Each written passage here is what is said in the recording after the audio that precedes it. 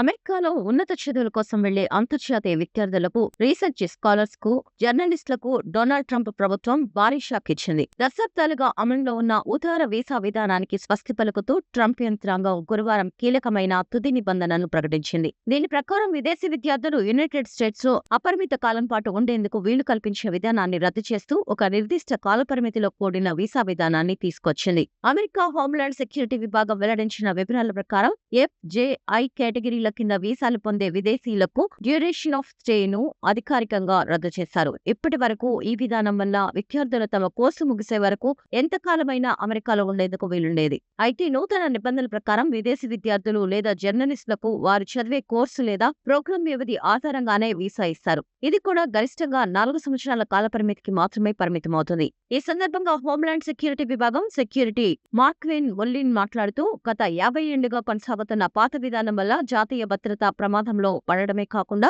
వలసల మోసాలకు దారితీసిందని ఆందోళన వ్యక్తం చేశారు. చాలా మంది విదేశీయులు అమెరికాలోనే సుదీర్ఘకాలం ఉండిపోవడానికి ఒకటి తర్వాత ఒకటిగా కోర్సులలో చేరుతూ విద్యార్థి వీసాను దుర్వినియోగం చేస్తున్నారని అన్నారు. ఈ శాశ్వత విద్యార్థుల ధోరణికి అడ్డుకట్ట వేసి వారు కేవలం తమ చదువుపై దృష్టి పెట్టేలా చేయడమే మా లక్ష్యమని ఆయన స్పష్టం చేశారు. కొత్త నిబంధనల ప్రకారం నిర్దేశిత 4 ఏళ్ల వ్యవధిలో చదువు పూర్తి కాని విద్యార్థులు వీసా పొడిగింపు కావాలంటే నేరుగా యూనివర్సిటీల నుంచి కాకుండా US citizenship and immigration services కు దరఖాస్తు చేసుకోవాల్సి ఉంటుంది. ఈ ప్రక్రియలో భాగంగా విద్యార్థులు బయోమెట్రిక్ పరీక్షలు, కఠినమైన బ్యాక్గ్రౌండ్ వెరిఫికేషన్, నిఘా తనిఖీలను ఎదుర్కోవాల్సి వస్తుంది. అంతేకాకుండా చదువు పూర్తయిన తర్వాత లేదా కోర్సు మారిన తర్వాత దేశాన్ని విడిచి వెళ్లేందుకు ఇప్పటి వరకు ఉన్న 60 రోజుల గ్రేస్ పీరియడ్ ను 30 రోజులకు తగ్గించారు. ఈ కొత్త నిబంధనలు ఫెడరల్ రిజిస్టర్ లో ప్రచురితమై 60 రోజుల తర్వాత అమలులోకి రానున్నాయి. ఇప్పటికే అమెరికాలో ఉన్న పాత విద్యార్థులు కూడా ఈ కొత్త విధానంలోకి మారాల్సి ఉంటుంది. అమెరికాలో చదువుకుంటున్న అంతర్జాతీయ విద్యార్థులలో భారతీయుల సంఖ్య అధికంగా ఉన్న నేపథ్యంలో ట్రంప్ ప్రభుత్వ తాజా నిర్ణయం భారతీయ విద్యార్థుల భవిష్యత్తుపై తీవ్ర ప్రభావం చూపే అవకాశం ఉంది.